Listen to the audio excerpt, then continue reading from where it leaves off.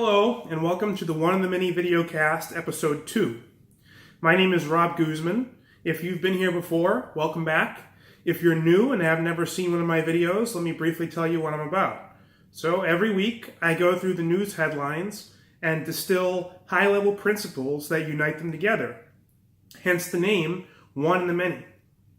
This week, I want to cover two issues, one of which is a brand new issue that I haven't discussed yet, and the other is a holdover, in a way, from last week's episode, particularly when we talked about big tech and the attacks from both Donald Trump and Bernie Sanders. The first issue I want to start with, though, is the new issue, which is Jim Carrey's comments on... Excuse me, I've got a cold, so bear with me if I cough a lot. Won't stop me from doing this. Jim Carrey made an appearance on the Bill Maher program last week, where he basically argued that socialism isn't a dirty word and that Democrats should say yes to it. They should say yes to the label, yes to the term, and embrace it. He went on to add that he was a Canadian citizen growing up. He never had to wait for any doctor appointments. His mother never had to pay for any prescriptions, and it was wonderful. It was a great time. Now, I wouldn't normally waste my time talking about comments from a washed-up 90s comedian. I mean, I thought Jim Carrey was kind of funny when I was a kid, but what he really does is just make funny faces. He's not that deep of an actor. He's kind of late in his career now. He's past his prime, and he does all kinds of weird things, like you see these bizarre paintings on Twitter that he puts up there. I checked out a few of those. I have to say that if you look at those for yourself, you'll ask yourself, what kind of soul would produce such work? But regardless of what I think about Jim Carrey personally, I think his comments do raise an important issue that needs to be discussed. And I'd like to tackle it from a principled perspective and bring a few other facts to bear on the issue. So the first thing I want to talk about is this issue of healthcare in Canada. I don't want to spend too much time on it, but I want to kind of address some of the comments he made just point by point. So the first thing he said was that he never had to pay for a prescription. His mother could just go in and pick it up, and it was great. Well, then I have to ask, who did pay it? Because medicine doesn't fall. It's not manna. It doesn't fall like manna from heaven. It's not a gift from God. It's produced by individual people, by individual manufacturers, drug manufacturers, and scientists. So the question is, who paid for it? Well, the answer is Jim Carrey did, and his mom, and every other taxpayer in the country.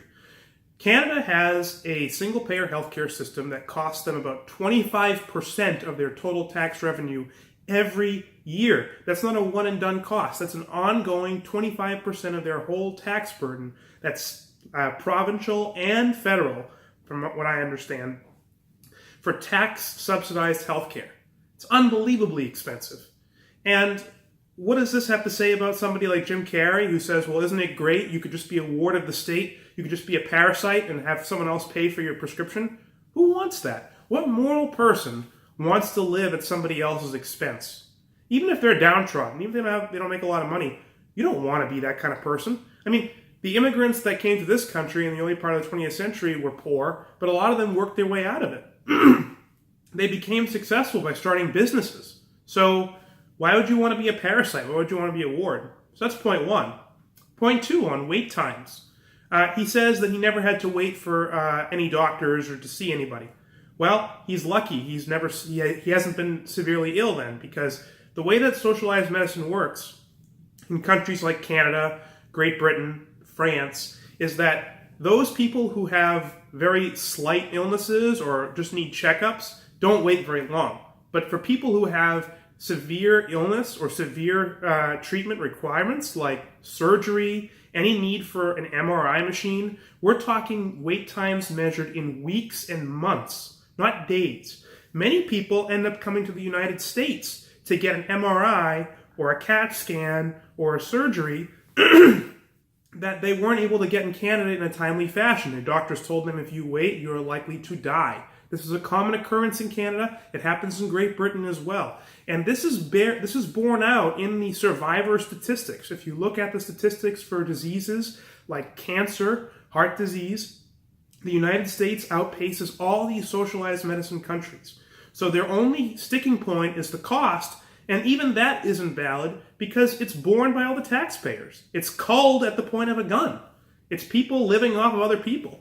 So I don't want to talk too much longer in this video about healthcare, but I will say that I'll dedicate a future video to it. Now, I want to just talk really briefly, though, at least, about this issue of socialism and how Democrats have to say yes to it. Well, socialism has become very popular with today's youth. That much is clear. Polls show that something like 45% of people who are aged 18 to 35 view socialism favorably, compared to 49% who view capitalism favorably. Meanwhile, you have candidates like Bernie Sanders, who was a very popular candidate in the 2016 election among younger voters, Alexandra Ocasio-Cortez here in New York, who won a House seat, billing herself as Democratic Socialist, and even more recently here in Brooklyn, a woman named Julia Salazar won state senate, also a self-described social democrat. Well, I have to say 1% of people endorsing socialism is way too high, and I'm going to explain exactly why. The first thing to do is to note what socialism is. Socialism is the political system where the government owns the means of production. Government under socialism controls all the factories, all the businesses, all the property. Under socialism, there is no such thing as private property. Now, some would say this isn't socialism, it's communism. Socialism is far more benign, and it just involves an economic system. But that's not true. Karl Marx, who is essentially the granddaddy of socialism and communism, used these two terms interchangeably, and for the most part, he referred to communism as sort of a mythical system where people go through a socialistic reconditioning process. What does that mean? Well, it means that according to Marx, people are greedy. They want more than they should. They don't want to work as hard as they could. So what do we need to do? Well, we need to recondition them. We have to make them into a new ideal man who will work in such a way that they work each according to their ability and each according to their need. Marx's goal was to create a government where individuals would work as hard as they could, as their body could take, up to the very point of their skill, and then they would only take from it what they needed, whatever that means. And it's usually decided by a government bureaucrat or a government commissar, of course. Now, we know this never happened. No such reconditioning occurred. It's actually not possible to happen because human nature doesn't change in that way. We are not automatons with no consciousness and no ideas, and we can be reconditioned by the means of production around us. This is not how human nature operates. Instead, what happens is you have a small aristocratic elite who govern and rule over everyone else in the society. And anybody who is intractable, anybody who isn't reconditioned properly, ends up getting murdered, purged. This is in keeping with the theory of Marxism, and it explains the mass death in the 20th century due to socialism. We're talking 100 million people murdered, starved by incompetent and evil regimes that were preaching Marx's message. Now, I'll say this. Every individual human is by nature an individual. There is no collective brain. There is no collective consciousness. It doesn't exist. It's a fantasy. The Borg are not a documentary film. The Star Trek episodes with the Borg, that's not a documentary film. That's not even a possibility. Those are fictional characters. Humans are individuals. They have their own minds, their own needs, their own values. And you have to treat them as individuals or you will have mass death. So we don't live in a socialist country. Canada's not a socialist country. Neither are the Scandinavian countries. Neither is Britain. Neither is France. But we don't live in a capitalist country either, really. So capitalism, compared to socialism, is a system where all property is private. It's privately owned. Okay? The government exists to protect individual rights, and that's it. It doesn't redistribute wealth. It doesn't try to socially engineer people. That's all it does, is protect individual rights. America in the 19th century was probably the closest thing to capitalism this world has ever seen, and that explains the huge growth and prosperity this country endured. Today, we're kind of working off of the momentum of those countries of that time. We're running on fumes because what we do live under today is a mixed economy. A mixed economy is a system where you have some elements of capitalism and freedom and some elements of socialism. This is true of all those European countries that people like to refer to as well. They're also mixed economies, but they have a different mixture than the United States does. For example, in the Netherlands, income taxes are generally higher, and corporate taxes are generally fairly high. But it's much easier to start a business. They don't have as many regulations and rules for individuals who want to start a company. Meanwhile, in the United States, we have the opposite problem. Lots of regulations, lots of business impediments, but fairly low taxes compared to those Scandinavian countries. So it's just a different mixture. It's not socialism and capitalism. It's one variation of a mixed economy versus another variation of a mixed economy. So what I will say, though, is that if we put programs forward like single-payer health care, we have universal public education, all these things, you're going to have a system that moves closer to the socialist end of the spectrum. That's really what you should think of it as. It's essentially a spectrum with freedom over here and authoritarianism, totalitarianism over here.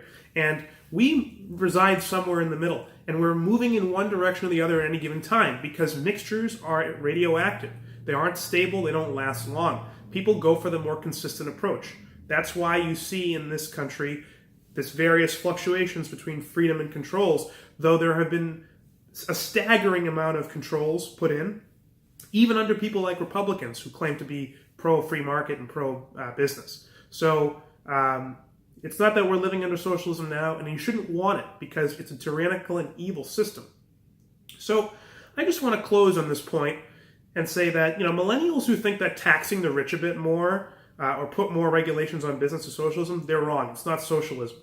To somebody like Jim Carrey, who made his fortune in a basically mixed economy with a lot of capitalism injected, particularly in the movie industry where he worked, I ask, imagine what it would be like if the government decided that entertainment was a need, just like health care is. Everyone needs it. So you're not going to keep it from people. It should be a right, right? Well, okay, now it's a right. So what happens? The government takes over everything. They take over all the screenwriters guilds. They take over all the major studios. They hire every actor and actress. They hold auditions. They deal with the salary caps. They decide what movies get made and for whom. Are they going to be rom-coms? Are they going to be dramas? Are they going to be horror? Are they going to be action? Who can say? A free market doesn't have this problem because if I really want to see a drama film, I can buy a movie ticket to go see a drama film. I can fund a studio that puts out drama films. I can hire actors if I have a good idea for a horror film. A horror film about socialism, maybe. Starring Jim Carrey, right? And maybe Cortez is an extra because, she has that expensive attire. I don't know if you saw that, but she was wearing these really expensive garments during a photo shoot, and I guess they ran out of military fatigues, right? Anyway, so, in such a system where you've got acting being totally taken over by the government, what would happen to somebody like Jim Carrey, who basically acted in all the movies he wanted to act? I mean, he was a comedian. He was a comic actor. What if it wasn't the case the government thought that, people need comedies and they need more action movies or romantic comedies or romantic movies? They'd say, well, Jim, you want to make that movie The Mask? What do you mean you want to make that movie The Mask? No one else wants to do it. It's not in the public interest. Sorry, I guess if you can't qualify for a drama, you're unemployable. You should try another industry. Too bad. I guess the public has its final say, right?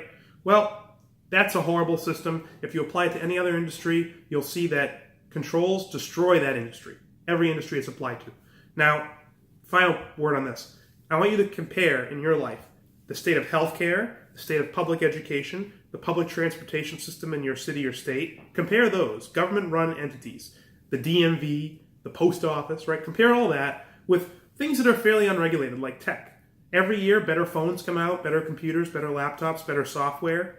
That's largely unregulated. If the government were regulating that, those would go out the window too, and you'd see less progress in those fields. So Jim Carrey says Democrats need to say yes to socialism. I say that everyone needs to say no to Jim Carrey. The next topic I want to talk about is actually a holdover from, as I said, it's a holdover from last week's topic on attacks on technology companies from the government, from the left and the right, from both the social justice left and Trump supporters. So there's an article written in an online tech magazine called The Verge, which is a sub-publication of Vox Media, which I'm usually not a very big fan of, to be honest. But this article was very honest and very forthright and laid out basically the blueprint for how to attack Amazon, Facebook, Uber, and Google. Now, I want to just briefly talk about how each of these 4 companies is going to get regulated according to this article, and it will shed some light on the general nature of antitrust and my thoughts on that. So, let's start with Google. So in this piece, the author says that the silver bullet to take out Google is to basically target their ability to acquire other companies. So if you don't know, Google, since it was first created, has acquired lots of startups over the years. They have over 200 startups under their portfolio that they've purchased. That includes things like DoubleClick and YouTube. Things that would have been pretty obscure and not used if they weren't picked up by Google and integrated in their platform. Now, this idea that Google shouldn't be allowed to buy other companies, for what reason? Well, according to the piece, it's so that these companies can really compete with Google. See, right now, there's not real competition because Google can buy them, according to the author. And so, as a result, if we limit Google's ability to buy, they can compete. Well, there's some problems with this. First of all, small firms do compete with larger firms all the time. There are, in fact, a lot of advantages to being a small firm. For one thing, you have more flexibility. You have a smaller staff. You can specialize. You can target one particular problem and work on that. You don't have all the bureaucracy. You don't have all the entrenched, things like all the HR concerns, all the law concerns. You don't already have a massive customer base that's going to give you hell if you don't deliver. Instead, you're basically out there, suit and tie and suitcase in hand, trying to make an offer and make a name for yourself. There are angel investors and other people who see upside to your business. They'll invest in you. They'll back you. And you can dedicate yourself to your own product ideas and your own inventions. That's great. But there are people who even start these firms with the full intention of being acquired. That's one of the whole reasons to do a startup in the first place, is to be acquired by somebody like Google and make a fortune. A lot of companies did this in the past.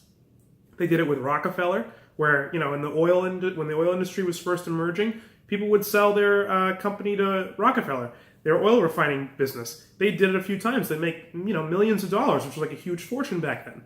So, competing with big companies, their ability to buy you out is the way they compete. And at the end of the day, if a big company like Google wants to buy a company like YouTube, and say they offer some huge amount, like $1 billion buyout for YouTube, that means Google sees value in the YouTube brand. It means they see that they can recoup at least that investment and make money on top of it. Otherwise, they wouldn't do it, right?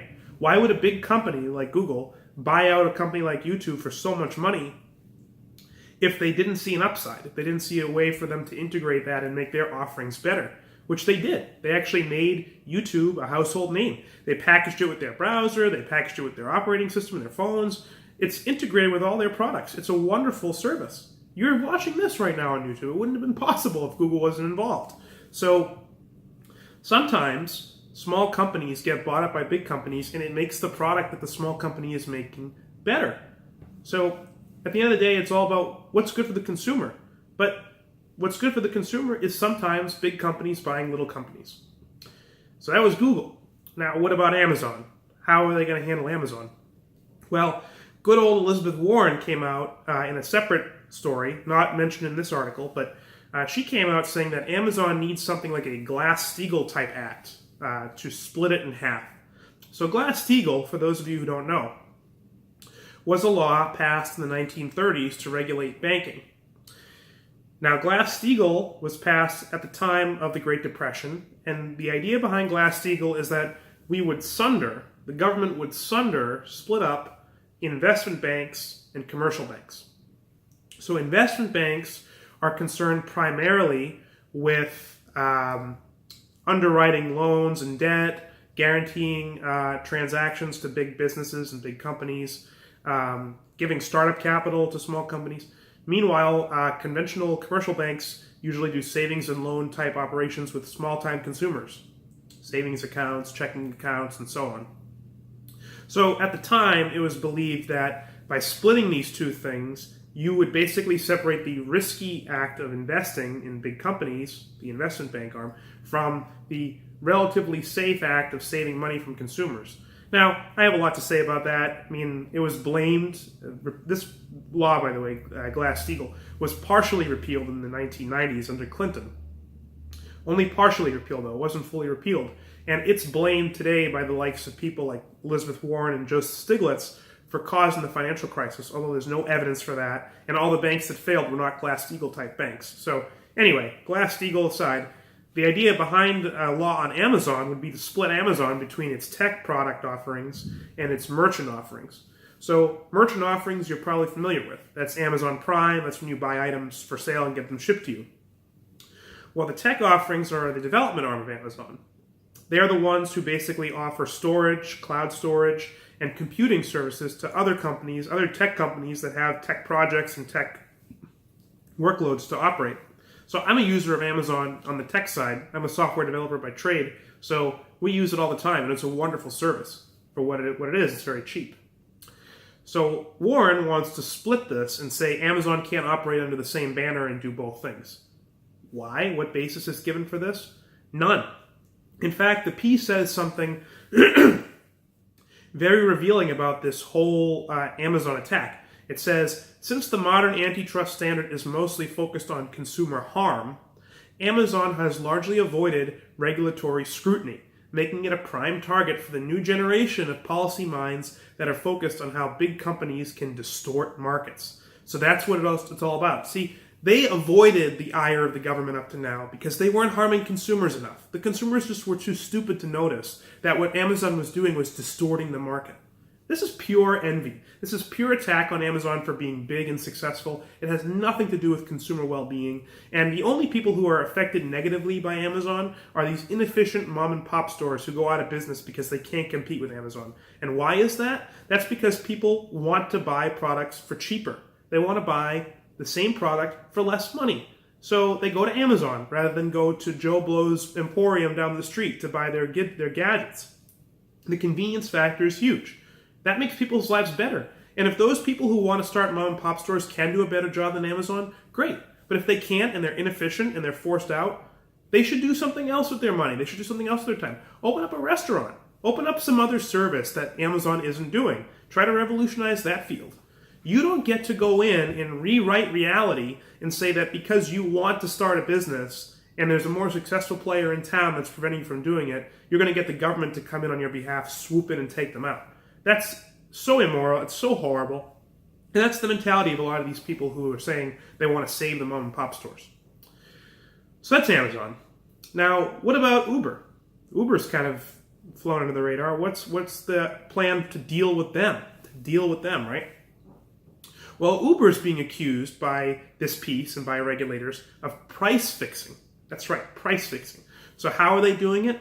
Well, Uber does this practice called surge pricing. Surge pricing refers to a price increase for your Uber ride when there's a scarcity of drivers in your area. So maybe it's a certain part of the day where there's just not many people driving around, or you're in a hard-to-get area, so they charge you more because nobody wants to go out there and pick you up. This is surge pricing. And people complain about it, but the idea is that surge pricing is a supply and demand mechanism. It's something that is a part of the way a market functions. If there are fewer, if you have a smaller supply of something, all other things being the same, you can expect to pay more for it. It's more scarce. You have to compete with other buyers to get that same resource. The same thing is true here of drivers. If fewer drivers are around, you got to pay more for the driver. If it's further away and fewer drivers want to come to you, you have to expect to pay more to get them to go out there, to get it to be in their interest. Now, I want to point out, these people who complain about surge pricing, the bus is open to them, the cabs are open to them, they can hitch a ride off somebody else or they can walk. Uber is giving them another option. Nobody is putting a gun to their head and forcing them to use Uber. They're complaining about a price increase on a product that they didn't create that exists for their convenience. That's just crazy. Now, the other part about Uber and how they're going to attack it is they say, well, the Uber drivers are technically private contractors. So what we can look at this as from an antitrust perspective is, well, you've got a massive price-fixing conspiracy now. You've got all of these small contractors. They operate like individual businesses. And Uber, what are they doing? Well, they're the puppet master. They're the ringleader who's coordinating all these firms and getting them to fix their prices in just the right way. Isn't that great? How you can take a wonderful, lucrative business arrangement that helps everybody involved and turn it into something that's just a complete crime, all because you're envious of Uber and don't like what they're doing? So crazy. And, I just want to point out one more thing about the Uber criticism here. The piece says that the government is trying to avoid Uber setting up a, quote, centralized transportation monopoly. Centralized transportation monopoly. Gee, like the MTA? Like any railroad or any commuter rail in any city in the United States? I mean, I live in New York City. The MTA is garbage. It's total garbage. It's crumbling. People complain about it all the time. It's too hot in the summer. It's too cold in the winter. It's always delayed. There's always masses of people every morning, miserable in their business suits, crammed into a car like cattle, getting shipped across the city. And if there's an inconvenience, like if they skip a stop because they're behind or it just never comes and they say take another one, you're just expected to just deal with it. That's the thing. You have no recourse. There's no competition. It is a monopoly. And in fact, it's a horrible monopoly. It's poorly run. It actually is an example of all the things that economists complain about when they talk about monopolies. The MTA, it has low quality and there's no alternative. So, Uber starting a transportation monopoly, give me a break. These people are the kings of transportation monopoly, the government. And not only that, they are the ones also regulating the taxi cab medallions. They're the ones who are restricting the supply of those and making it hard so that you have to pay thousands, hundreds of thousands of dollars for a cab medallion. I mean, who did that? That wasn't a private company. That was the government. That was the city. So, as far as I'm concerned, Uber came into existence to save us from this crap fest, not to make it worse. So now let's move on to the last point of this, which is Facebook. Facebook, according to this article, is unique. It's actually the most evil and nefarious of all these companies. Why is that? Well, Facebook is a natural monopoly, according to this piece. What's a natural monopoly, you might ask? Well, it's a monopoly that can't be displaced because by the very nature of the business, it essentially is monopolistic and there are no ways for competitors to come in. So people like to point to electric companies, water companies as natural monopolies, or rail companies like the MTA. Well, the fact is, this is the first thing I want to say about this, there's no such thing as a natural monopoly. Monopolies, first of all, if you're talking about a monopoly that comes about as a result of free trade on the free market, it's not coercive. Nobody's being forced to use it. And if you want to procure an alternative, you can. You're free to buy other track.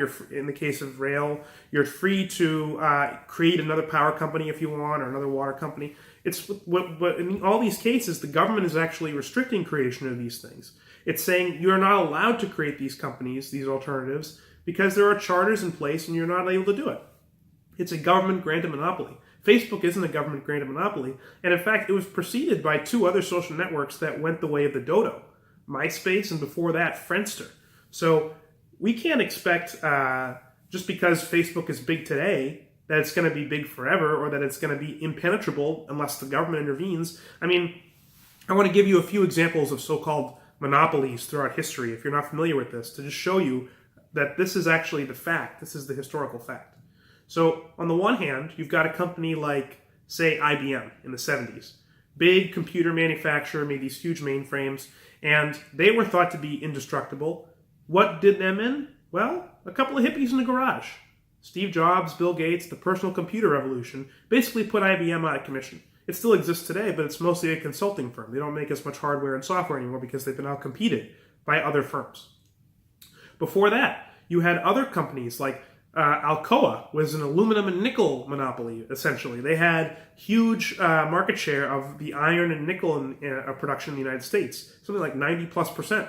And every year the price of iron and nickel went down and the quality went up. Why? Because they were aware that there was competition from outside the iron and nickel industry. It wasn't just, or outside the aluminum and nickel industry. It wasn't just that industry. People were looking for substitutes. Like if you jacked up the price of aluminum and you were using it for and someone was using it for some purpose, well, they would just look for a substitute, look for another element that had the same properties, and buy that. So they were pressured by other industries. A final example that I'll tell you about is Rockefeller and the whales, Rockefeller and oil. So John Rockefeller became a huge owner of oil companies in the United States, oil refining. He had something like 90+% of the oil refining in the United States at the peak of his business acumen, or at the peak of his business. And, despite that, every year the price of oil went down, the quality of oil went up. And why? It's because he was facing competition from other industries. People were using oil for various processes, and he wanted to lock them in and get them using oil so they would be customers in the future. And as a result, he secured a market share, and he was forced to keep his prices low and his quality high. Otherwise, he would have stopped getting new customers. The industry that Rockefeller destroyed was the whaling industry. Whales were hunted for their oil. They were killed so you could take the oil out of the whale and put it into lamps. Well, that's costly because whales are dangerous. People would go out and sometimes the boat would sink. Whales are scarce. They were going in danger. They were going extinct because people were overhunting them. And it didn't produce that much oil per whale. It wasn't much investment or much revenue from it. When Rockefeller started refining kerosene, that actually put whaling out of business because now you had an alternative to whale oil. So monopolies come and go if they're created by the free market, so to speak, which doesn't even make any sense because the free market is just us. It's all of us trading and voluntarily exchanging goods and services. It's not any entity going around like a genie out of a bottle and just making things appear. It's government-granted monopolies you have to be worried about. Now, this piece, like I said, I just gave you a quick review of how this piece is proposing the government deal with all these tech companies. The big principle here to take away is that antitrust is not a valid set of laws. It's not. It goes back to the Sherman Antitrust Act of 1890. They used it to regulate the railroads out of business. They used it to regulate the steel industry, the meatpacking industry. And what's it for? Well, the whole premise of antitrust is that big companies are evil because they're big. They're suspicious because they're large, because they have a large market share. It's believed that these people, with all this economic clout, will be able to put other businesses out of commission. They'll be able to corner the market. They'll be able to raise prices. They'll be able to practice what's been called predatory pricing, where if there's an upstart, they undercut the upstart and then end up selling more units so the upstart can't compete. Then the upstart goes bankrupt and then they go back to charging monopoly prices. There's all these theories that came out in economics put forward by statists arguing that, if you don't check the power of these big businesses, they will ruin the economy and ruin everyone's livelihood and standard of living. But the facts on the ground don't show that at all. This hasn't happened. To say that it does at this point is a farce. There's no evidence for it whatsoever. What we have today, though, is a set of laws, antitrust laws, that allow you to punish any business that you choose for whatever reason you choose. And the reason for this is that you can be held liable under antitrust if you charge too high. So here's a joke for you, actually. 3 men meet in jail. They say to each other, "We've all been put in prison. What are you in for?" "Oh, we're all in here for antitrust law violations, huh?" "Oh, that's interesting." Well, the first guy says, "I'm in jail. I'm here because I was charging more than my competitors. And so the government told me that I was gouging my customers, and that's illegal by antitrust laws, so now I'm in prison for it." "Okay, that's too bad. What about you?" Well, the second guy says, "I charge too low. I charge lower than all my competitors, and as a result, they got me for predatory pricing. They got me for trying to dump my product on the market and put them out of business. So I'm in jail for that." Same antitrust law, just a different exercise of it. Oh, that's interesting. How about the third guy? What's he in for? Oh, you charge the same price as your competitors, and what happened? They called you a colluder. They said you're guilty of being a cartel and trying to, price fix, like in Uber's case. They're trying to be a conspiracy and take over the market. That's no good. So the moral of this joke and the moral of the story is that you can be put in jail under antitrust for any reason you want. They'll find a reason for it. So I have to say that you should reject this idea that a third party at the barrel of a gun, the government, can come in and say, there's a transaction going on between two parties that are making each other better off. I'm going to get myself involved because I don't like what's happening. That is immoral, that's unjust, it's a violation of individual rights, and it should be rejected by everybody. I have to say, if any of these companies have made your life better, the least you can do is say thank you. But if you really want to do something, you should speak up. You should tell your lawmakers, you should tell your elected your local government people. You should write letters to the editor. You should tell people that this is not what you want to see. You don't want to see Amazon destroyed, Facebook destroyed, Google destroyed, Uber destroyed. These are companies that have created immeasurable value in your life, and the least you can do is defend them in their time of need against the statists, these nasty buzzards who are circling them day and night looking for an opportunity to feast on them. So that's all I have to say about antitrust. It's quite a bit. It's a long one. So thanks again for listening. I hope you enjoyed this episode of The One, The Many. You can check out my older episodes on my channel. You can also check out shorts from older episodes that I put up. And I hope to see you soon. Have a good week.